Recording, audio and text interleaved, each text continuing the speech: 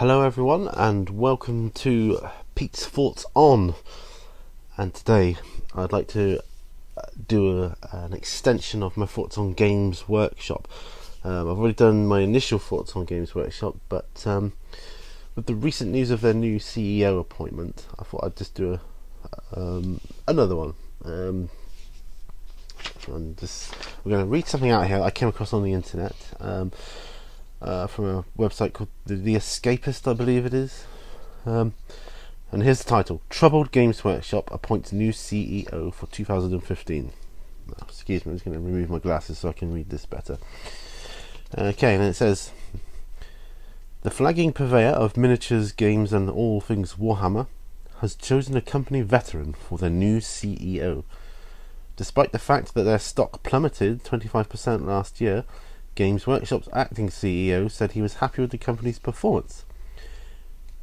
You might not then be surprised to hear that the acting CEO of the Warhammer and Warhammer 40,000 games creating company, Tom Kirby, will be stepping into a role as non-executive chairman to make way for Kevin Rountree, who will be CEO of Games Workshop starting January the 1st, 2015. In an announcement to the company's investors, Kirby said that the company's board undertook a thorough process in selecting our new CEO, receiving a significant number of applications for the position, both internal and external. Kevin was the outstanding candidate, and that bit was in quotes. Rountree has been with Games Workshop since 1998, serving as the company's chief operating officer since 2008. While the company might not be doing too well, it still has several properties very popular with fans under its control. It released an updated 7th edition of its popular Warhammer 40k miniatures game this year, and licenses its properties to other companies like Fantasy Flight Games. And the source it says here is stating is the Games Workshop Investor Relations. The other thing I've got there, that Kevin Rountree, it says here, was Chief Financial Officer since 2008. So Kevin Rountree, and I don't know this guy at all, what I mean is anything about him.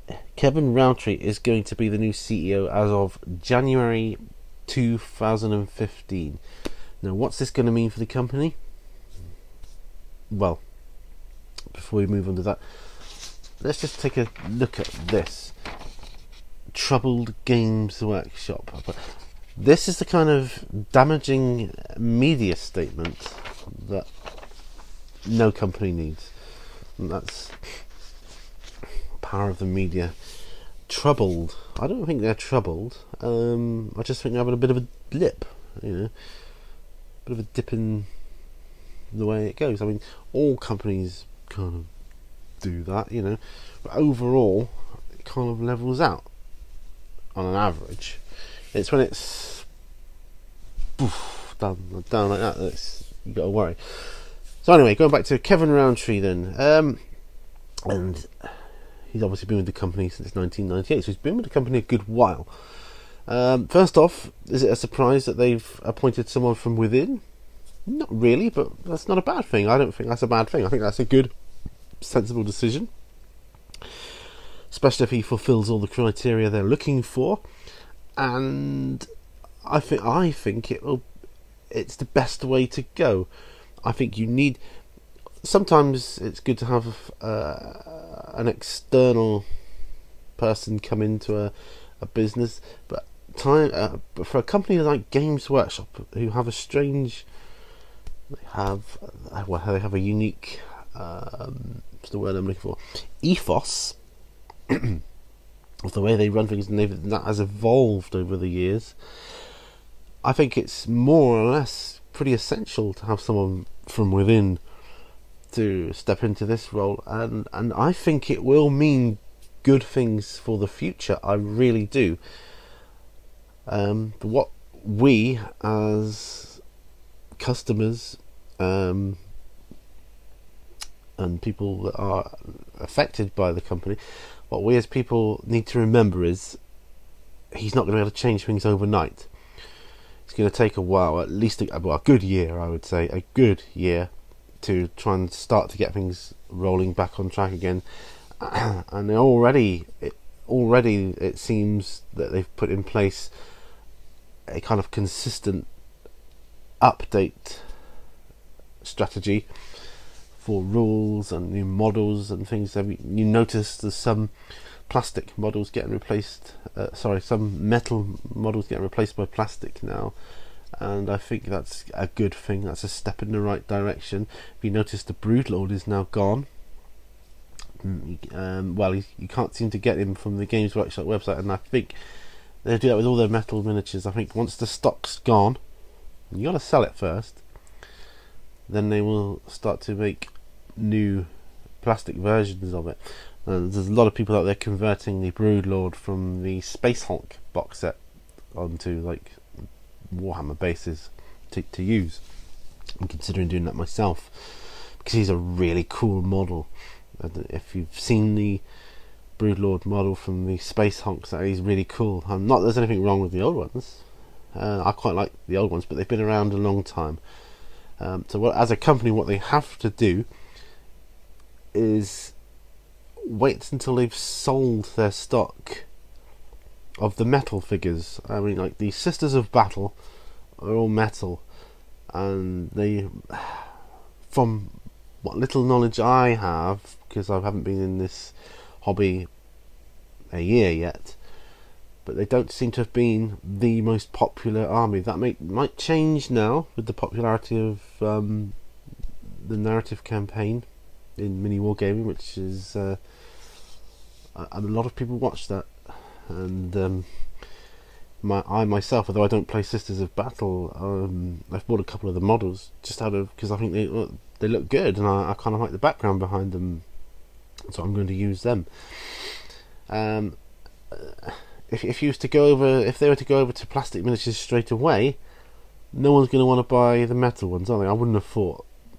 I don't know. I might be wrong there. You put me right if I'm wrong, but because what it would do would make the metal miniatures rare, then, wouldn't they? They'd become rarer because they're no longer in production, and I think that can kind of up their personal value to collectors out there. So yeah, maybe swings and roundabouts where that's concerned, but I do feel that they're trying to revamp everything.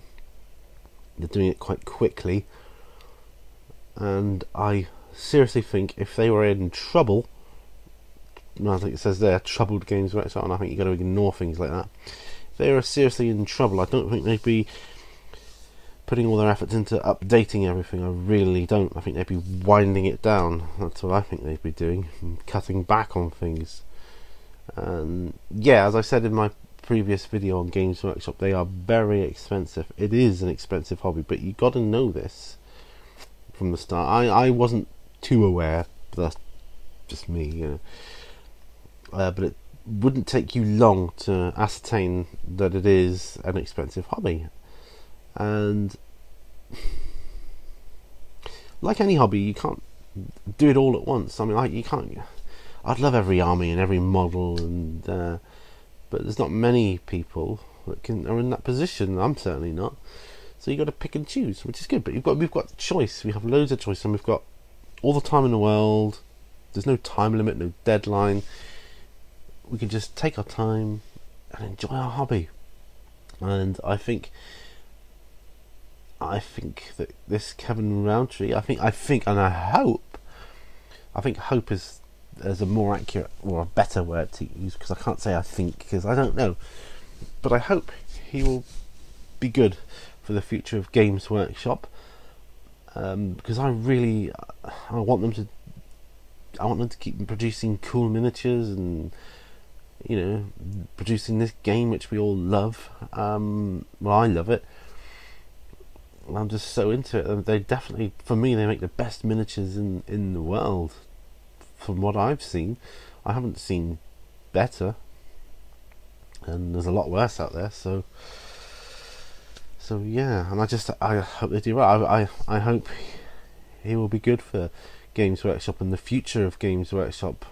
And we have got to give him some leeway.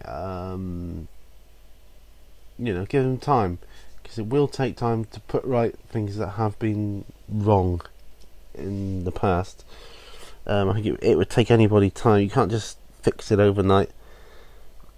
You got to give the guy some space to sort things out, get his head around into the right mindset of where he wants to go and what he wants to do. And I think it will be an interesting year, 2015, for the future of Games Workshop. If they get their stocks and shares, if they get back what they've lost in that year, I'll be very surprised. What I would expect it to do is level out, not get any worse. If it gets a bit better, wow, something's really been done well. If they get it all back, I think